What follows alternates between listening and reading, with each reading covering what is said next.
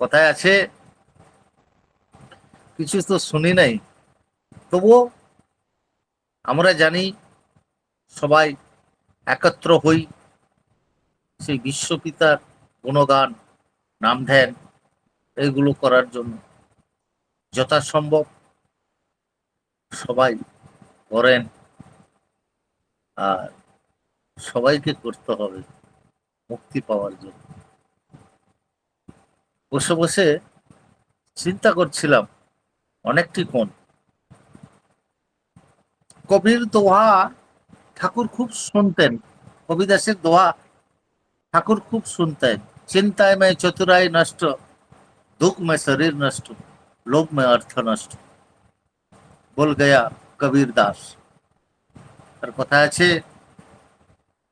চিন্তা করলে বুদ্ধি নষ্ট হয়, আর দুঃখে শরীর নষ্ট, আর অর্থ নষ্ট হয় লোভে। সেই লোভের একটা ঘটনা বলছি।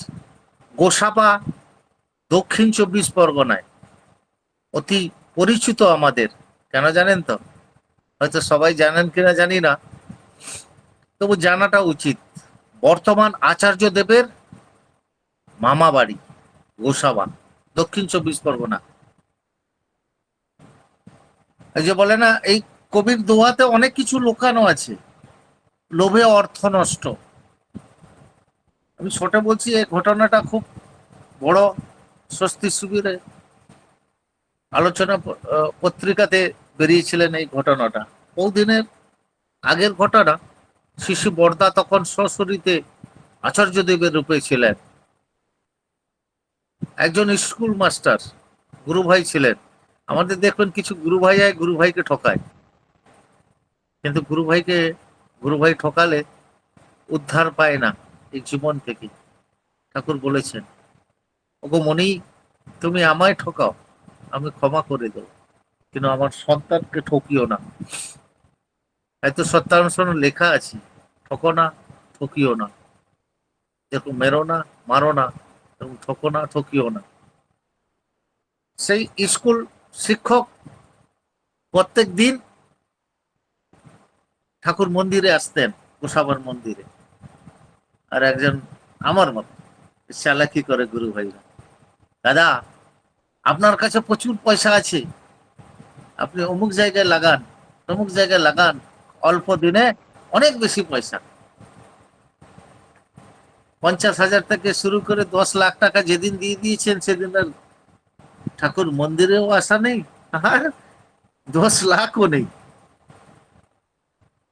সেদিন সেই শিক্ষক মশাই ক্রোধের বসেতে গিয়ে ঠাকুর, বড়মা, বড়দাকে বেঁধে গোসাবার নদীতে ভাসিয়ে দেন। এখন জানেন, তার পরের দিন একমাত্র সন্তান ছিল, পাগল হয়ে গেছে। ভারতবর্ষে এমন কোনো ডাক্তার নেই, দেখায় নাই। ওই যে বলে না, লোভে অর্থ নষ্ট, সে তো 10 লাখ গেল গেল। ছেলে ঠিক করার জন্য দক্ষিণ 24 করার মানুষের কাছে প্রচুর জমিন জাতি থাকে, এখনো আছে। সব জমিন শেষ হয়ে গেছে, খালি থাকার মতন বাস্তুটা আছে। সেদিন চেতনা ঘোরার পর গোসাবার মন্দিরে যিনি দায়িত্ব ছিলেন হাত জোড় করে বললেন, দাদা আমার সব শেষ হয়ে গেছে, আপনি আমার ছেলেটাকে, একমাত্র সন্তান, সন্তানের মোহ কিন্তু খুব ভয়। বলছে, আমার একমাত্র সন্তান তো, আমাকে সন্তানটিকে বাঁচিয়ে নেন। সব কথা সত্যি সত্যি বলে বলে ফেললেন। এত বড় অন্যায়টুকু করেছিল, ঋত্বিক দেবতা লাফিয়ে উঠলেন, বলছেন, ক্ষমা করো আমাকে, আমি এর কোনো তোড় দিতে পারবো না, এর কোনো তোড় দিতে পারবো না, আমার কাছে এর কোনো ওষুধ নেই। আপনার সন্তানকে, তারপর সন্তানের বাবা তো করজোড়ে ঋত্বিক দেবতার কাছে অঝর ঝরে কাঁদছেন। তখন বলছেন, বিধাতা বলেছেন আমি যা, আমার বড় খোকা তা। আমি যা, আমার বড় খোকা তা, টাকার এপিঠ আর ওপিঠ। আপনি যান বর্দার কাছে, নিবেদনটুকু করেন, যা যা করেছেন তাই তাই সত্যি ভাবে বলবেন। নিশ্চয়ই বর্দা কিছু না কিছু এর তোড় বের করে দেবে, আমার দৃঢ় বিশ্বাস আছে। বলছেন, দাদা আমার সঙ্গে আপনাকে যেতে হবে কিন্তু। বলছেন, না, আমি যেতে পারবো না। আপনি যা করেছেন, আমি এই শুনে যা আমার কষ্ট হয়েছে, আমি যেতে। বলছে, দাদা আপনি যান। বলছে, আমি যাব, কিন্তু এর বিষয়ে বর্দাকে আমি কিছু বলবো না। গিয়ে বর্দাকে প্রণাম করে বর্দার কাছে সব বলল। যিনারা আজকের সৎসঙ্গে উপস্থিত আছেন, যিনারা বর্দাকে দেখেছেন, গৌরবর্ণ শরীর, কিন্তু সেদিন কালো পড়ে গেছিল। সেই বলেছে, ঠাকুর বড় মা বর্দাকে বেঁধে সেই সমুদ্র জলে ফেলে দিয়েছে। তখন বর্দার সেই শরীরটা পুরো কালো পড়ে গেছে।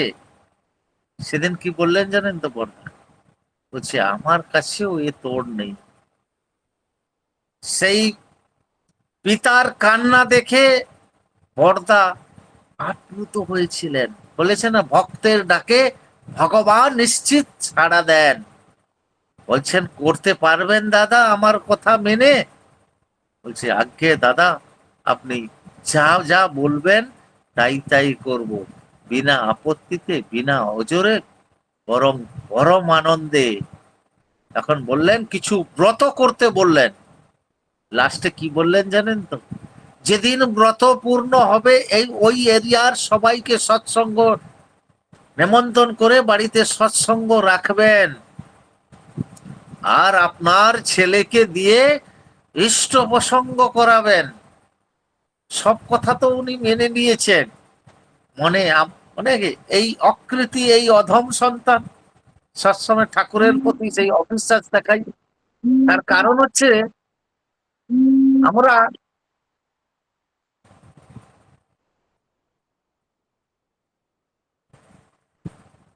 বিশ্বাস করতে পারি না। তা বলছে, ঠিক আছে। ব্রত করার পরে শনিবার ছিল সেদিন, সবাইকে নেমন্তন্ন করে এসছে হাত জোড় করে, আমার বাড়িতে ঠাকুরের সৎসঙ্গ আছে, আপনারা সবাই আসবেন। সেই ছেলেটাকে কিন্তু বাড়িতে শিকল দিয়ে বেঁধে রাখতেন। যেই মায়েরা বলে না, আমি সব মায়েদের বলি, শঙ্কর ধ্বনি উলুধ্বনি এমন করবেন, সূক্ষ্ম রূপে প্রভু হাজির হবেন, উপস্থিত থাকবেন।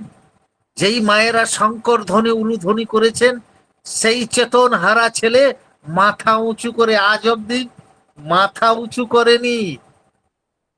যেই সকালের প্রার্থনা, রাধাস্বামী নাম জগাও, সেই তোরে কল কল সে সব নাশ, সুখ পাও সব দুঃখ হরে, যেই বলেছে তার চেতনা এসে গেছে, তখন মা মা বলে ডাকছেন। বোধহয় কয়েক বছর মা ডাক শোনেনি তার মা। সেই প্রার্থনা চালু হতে বলছে, মা গো, এক গিলাস জল দেবে গা। তখন তার মা জল দিয়ে বলছে, মা গো, এই শিকলগুলো খুলে দাও না, খুব ব্যথা লাগছে। বলে না, চিন্তামণির ছোঁয়াতে চেতনা ঘুরে যায়। তাও মনে ভয় করছে, যদি এই শিকলটা খুলে দেই, যদি সৎসঙ্গ আবার দণ্ডভণ্ড করে দেয়। বিধাতা যে বলেছেন, বিধাতার কথা, ওই যেমন ইষ্টে নির্দেশ যে না মানে, তার পদে পদে জড়তা এসে নির্দেশ করেছেন যে সেই পাগল ছেলেকে দিয়ে ইষ্ট প্রসঙ্গ করাবেন। বলছেন, মাগো, আমার বাড়িতে ধুতি পাঞ্জাবি আছে, আমি স্নান করতে যাব, স্নান করে এসে ধুতি পাঞ্জাবি পরে, যেই মায়েরা কীর্তন, দাদা মায়েরা কীর্তন বলেছে, হরি হরি বলে, সেই কীর্তনে মেতে উঠেছেন। আর কীর্তনের পরে বন্দে পুরুষোত্তম করে হৃষ্ট প্রসঙ্গ শুরু করলেন। তার কথা আছে, এখনো পর্যন্ত সেই ব্রাহ্মণের সওয়ালকে বিশ্বপিতা বলে আমরা ঠিক মতন গ্রহণ করতে পারিনি। এটা অলৌকিক না তো আর কি গো। তার কথা আছে, ঠাকুরের অলৌকিক আমরা সব সময় চাই, কিন্তু করতে চাই না। এই ঘটনাটা অনেক বড় আছে, আমি সংকোচে সংকোচে মেন গুলো ওই জন্য বলছি। এখনো কিন্তু আমাদের কাছে সময় আছে, সময় যায়নি। উষায় নিশায় মন্ত্র সাধন, চলা পারায় যাও, যথা সত্য ইষ্টে বিদেশ মুক্ত করা। সবার ইষ্টচ্ছল মঙ্গল প্রার্থনা করে ঠাকুরের অলৌকিক কিছু কথা তুলে ধরলাম। জয় গুরু প্রহ্লাদ।